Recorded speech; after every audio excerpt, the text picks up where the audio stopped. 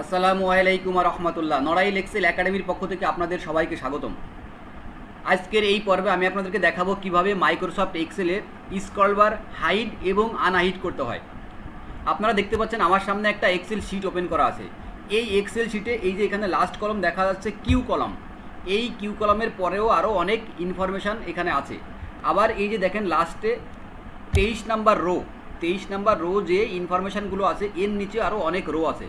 এই রোগুলো দেখতে হলে আমাদের সাধারণত আমরা কি করি, এই যে পাশে যে স্ক্রলবার শো করে এবং নিচের দিকে যে স্ক্রলবার শো করে এই স্ক্রলবারের সাহায্যে আমরা এই ফাইল মুভ করি, ডানে বামে উপর নিচে মুভ করে থাকি।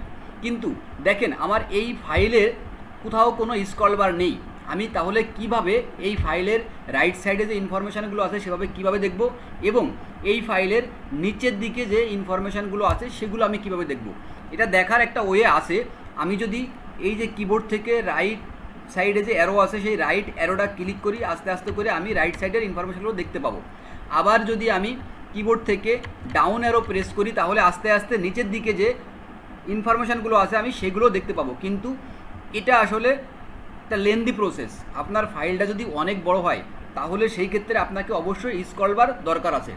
সেই স্ক্রলবারটা এখানে হাইড হয়ে আছে। আমি যদি সেটাকে আনহাইড করতে চাই তাহলে প্রথমে যে কাজটি করতে হবে, সরাসরি চলে যাব আমরা উপরে এই যে ট্যাব মেনুগুলো দেখতে পাচ্ছেন, ট্যাব মেনুতে, ট্যাব মেনুর এই যে ফার্স্টে এখানে আছে ফাইল ট্যাব। আমি ফাইলে ক্লিক করব। দেখেন ফাইলে ক্লিক করলাম। ফাইলে ক্লিক করার সাথে সাথে এখানে যে অপশানগুলো আছে এই অপশানগুলোর ভিতর থেকে আপনাকে এই যে সবার নিচেই যে অপশানটা আছে এখানে ক্লিক করতে হবে। এখানে আমি ক্লিক করলাম। ক্লিক করার সাথে সাথে ঠিক এইভাবে একটা সাব উইন্ডো আপনার সামনে চলে আসবে। এখান থেকে চলে যাবেন অ্যাডভান্স। এই যে দেখেন এই যে এখানে লেখা আছে অ্যাডভান্স, আপনি অ্যাডভান্সে ক্লিক করবেন। এই যে রাইট সাইডে যে স্ক্রলবারটা আছে সেই স্ক্রলবারটা স্ক্রল করে আস্তে আস্তে করে নিচে চলে আসবেন। দেখেন এই যে আমি আস্তে আস্তে করে নিচেই স্ক্রল করে চলে আসছি।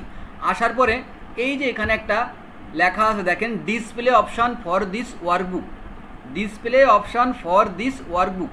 এই ওয়ার্কবুকের ডিসপ্লে অপশানে এখানে কয়েকটা টিক মার্ক দেওয়া আছে, কয়েকটা আনটিক করা আছে। এই যে যেমন উপরে আছে শো হরিজন্টাল স্ক্রলবার, এটা আনটিক করা আছে। আবার এখানে একটা আছে শো ভার্টিক্যাল স্ক্রলবার। আপনি যদি এই দুটোকে টিক মার্ক করে দেন, দেখেন এই যে আমি দুটোই টিক দিয়ে দিলাম।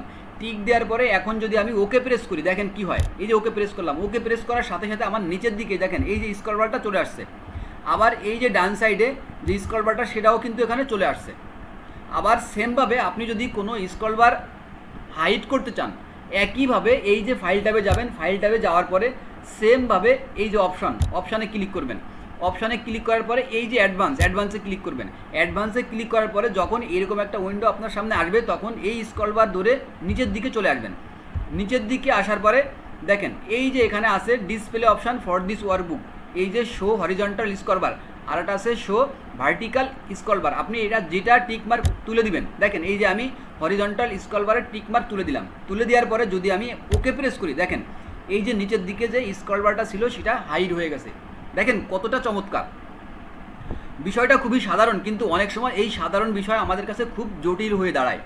আমি আশা করি আজকের এই পর্বটা আপনারা সুন্দর করে বুঝতে পেরেছেন। আমার আজকের এই পর্ব আপনার কাছে কেমন লাগলো প্লিজ কমেন্টসের মাধ্যমে জানাবেন। আর যদি ভালো লেগেই থাকে আমার চ্যানেলটা সাবস্ক্রাইব করবেন এবং ভিডিওটা শেয়ার করে অন্যকে দেখার সুযোগ করে দিবেন। আজ এখানেই বিদায় নিচ্ছি। সবাই ভালো থাকবেন, সুস্থ থাকবেন। আসসালামু আলাইকুম রহমতুল্লাহ।